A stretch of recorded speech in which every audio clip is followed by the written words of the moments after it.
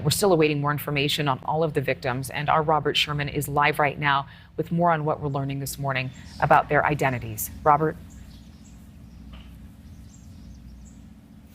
Adrienne, we are speaking with some of the family members who are just, as you can imagine, utterly devastated by what has happened. And that applies to this whole community here of Uvalde, Texas.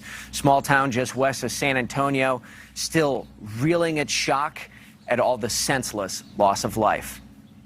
Isaiah Garcia, Nevaeh Bravo, and Xavier Lopez, all young children killed in Tuesday's heart-wrenching attack at Robb Elementary School in Uvalde, Texas. 2 adults, Ima Garcia and Eva Morales, killed as well. But the names of at least 16 other victims remain unknown. Parents spoke to the agony of not knowing whether their child is alive or dead. I'm just confused and worried. I'm trying to find out where my baby's at.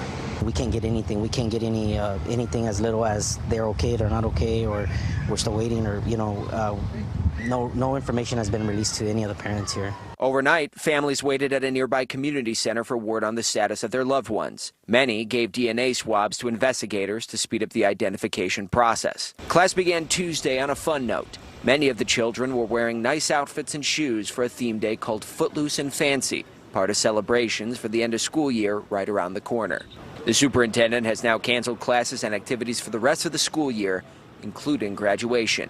And instead of celebrating the beginning of summer, Uvalde families are now planning funerals instead. A funeral home located right across the street from the school says it will help provide services at no cost. Never thought something like this would happen in a small town and friendly as Uvalde. And the imagery, Adrienne, just continues to get worse and worse. Last night, we saw several hearses pulling out of the elementary school behind us. We see families in tears. Many of them that last night were waiting to learn the news of their loved ones. And now, as Brian reported, more and more are starting to get that information. Utterly devastating for so many of these families, and they don't know where to look for answers. Adrienne? Right. Thank you so much, Robert. It is going to be a very difficult time for them as they grieve.